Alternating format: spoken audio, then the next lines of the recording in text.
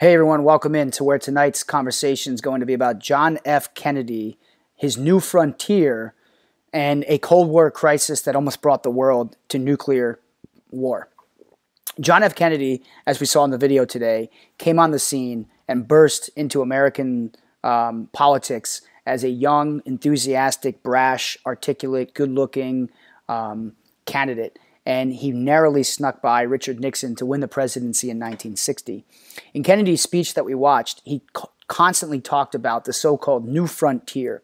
And for Kennedy, this was in a long line of other American presidents who came up with sort of slogans about the New Deal, for example, like FDR. Right? Kennedy was continuing that tradition in the Democratic Party. And the new frontier was, as he mentioned, a challenge to the American people, that the 1960s were a new decade, and that meant a fresh start. And Kennedy projected that hope and enthusiasm and optimism for a new and greater decade than ever before in American history. The new frontier, however, as it came into existence, Kennedy, no matter what, is going to continue on with the Cold War. And he is considered a Cold Warrior in that sense that Kennedy is going to keep the fight against communism alive. And Kennedy will have a big role in fighting the Cold War. In fact, he'll be a very ardent, tough anti-communist president. But the new frontier, I want to break it down sort of in like two different ways. The first is looking at American society. Under Kennedy, New Deal welfare programs, New Deal welfare liberal programs continued in a big way. Kennedy increased welfare tremendously.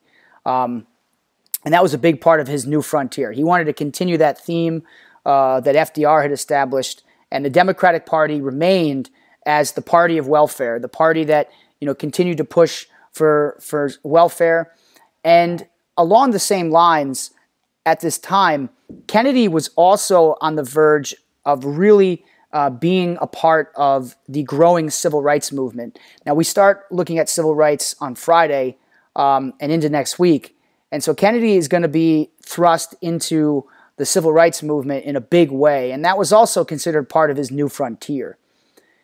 So we've got liberalism growing with welfare programs under Kennedy. We've got the civil rights movement as part of the new frontier. But there was also the literal new frontier of space. And the space race was, which we mentioned the other day, was started during Eisenhower's presidency. Kennedy increased the space race to a new level that went far beyond where Eisenhower had taken the space race. Kennedy invested and allocated millions and billions of dollars towards NASA and the space race. In fact, it was Kennedy who, while giving a speech at a university in Houston, Texas, Rice University, made the famous line, "We choose to go to the moon not because it is easy, but because it is hard." And Kennedy saw going to the moon as the ultimate goal in the space race. Now, this put a lot of fear into the engineers at NASA who had barely been able to get a human off the ground by 1962. But Kennedy, really pushed America in the direction towards going to the moon, a goal that the United States would accomplish eventually, beating the Soviets to the moon in 1969. But that was really a big part of Kennedy's new frontier. He was pushing the United States' boundaries beyond where they existed, both socially with welfare and civil rights, but also with space, and trying to really beef up America's defense of the Cold War in space. But where Kennedy will ultimately be remembered are for two more points I want to bring up. And the first is the Cuban Missile Crisis. In 1959, a communist revolution erupted in Cuba, only 9 miles off the coast of Florida. This put America on high alert. Now, while the Cuban Revolution took place during Eisenhower's presidency, Kennedy inherited that problem. The Cuban leader was a man named Fidel Castro. You may have heard his name in the news before. He died just about a year ago or so. But Fidel Castro brought a communist government into Cuba, and one of his initiatives was to kick out all American businesses. He did not want the United States to have any more economic influence over Cuba, something we had had for a long time since going back to the Spanish-American War. So Castro kicks out all the American businesses, and this upset a lot of Americans. And Castro's regime, his government, also was a brutal government, imprisoning, murdering anti-communists. Thousands of Cubans fled for the United States. It was a real dark period in Cuban history, and it continued with Castro and his totalitarian regime silencing people's free speech and whatnot. And so a lot of Cubans come to America. Well, Kennedy had the situation fall into his lap after Eisenhower left. And what complicated matters between the United States and Cuba is that the Cubans had a very strong ally in the Soviet Union. And the Soviet Union was thrilled, of course, to see communism spreading into Cuba after it had already spread into Korea. So Cuba becomes a communist nation. And Kennedy, and the United States were very weary of what was going on there down in Cuba.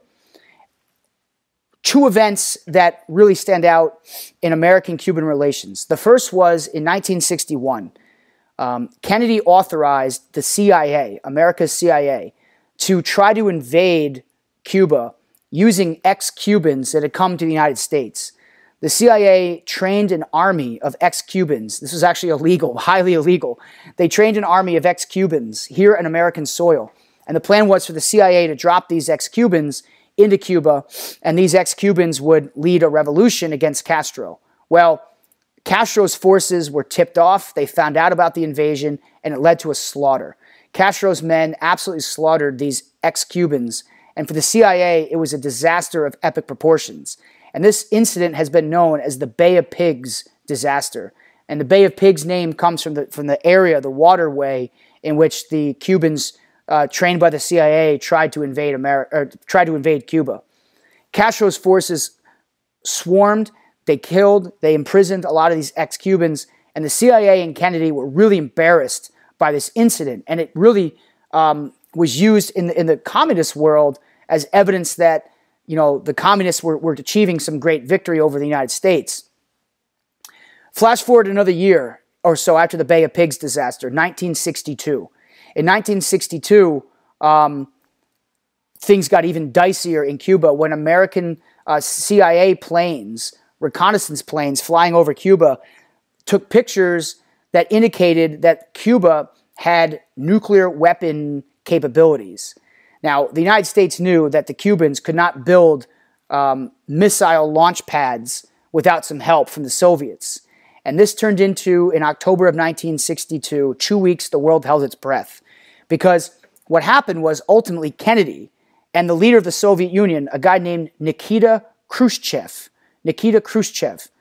Kennedy and Khrushchev played a very dangerous game of what's called Brinksmanship. And Brinksmanship is an important Cold War term for you to know. Brinksmanship is when two countries sort of stare each other eyeball to eyeball, going toe-to-toe, head-to-head, and really like trying to work through difficult problems. The problem for Kennedy was he knew that the Soviet Union had built the missiles in Cuba. But the problem with that was that the United States had agreed to the Soviet Union not to spy using planes after an American spy plane had been shot down over the Soviet Union in 1960. So the United States and the Soviet Union had this agreement. We won't spy on each other with the planes. But how else did the United States get the information about the Cuban missiles? Well, they were using the planes illegally, going against their agreement with the Soviet Union. So if Kennedy brings this to Khrushchev's attention, then Khrushchev can say, well, Kennedy, you're a liar. Like, America's still spying, like you guys agreed not to. So that was very delicate.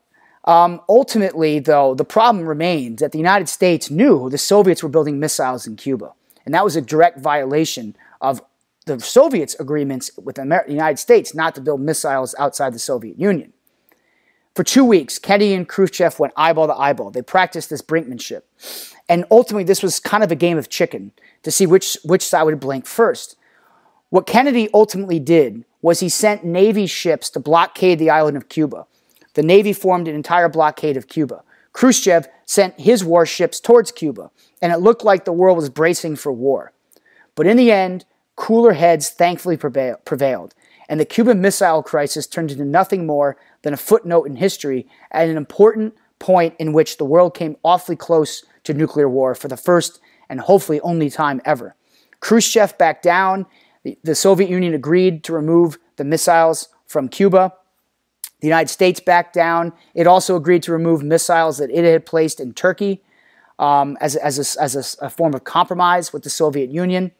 And so the bottom line is war was avoided. No nuclear war would occur. And Kennedy was seen to be very calm, cool, collected as he negotiated and played this dangerous game of brinkmanship. However, for John F. Kennedy, the Cuban Missile Crisis would be a moment to be remembered for.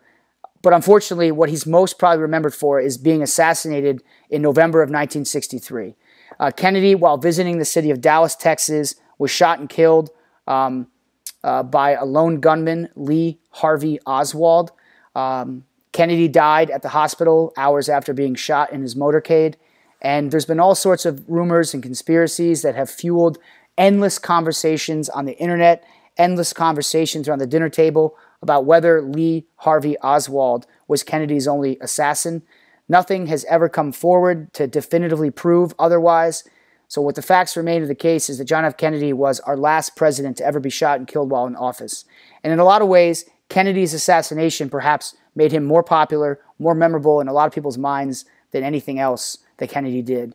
And so what we'll be doing here, moving forward into class tomorrow, because I covered so much of Kennedy, we actually may be able to get started on our civil rights unit, which would be great. Great for us to do tomorrow. So hopefully that's what we can do. Please make sure you write down questions. We'll take about 10-15 minutes if we have to recap. I'll have some pictures, some audio clips to show you from the Cuban Missile Crisis I think you'll enjoy. But please ask questions before class starts tomorrow. And then we'll get into civil rights. So we're a day ahead early, which is great. All right? So that's it for today. Remember, office hours are tomorrow from 3 to 5. Take care, everyone. Have a great day. And as always, remember, the past shapes the future. Take care.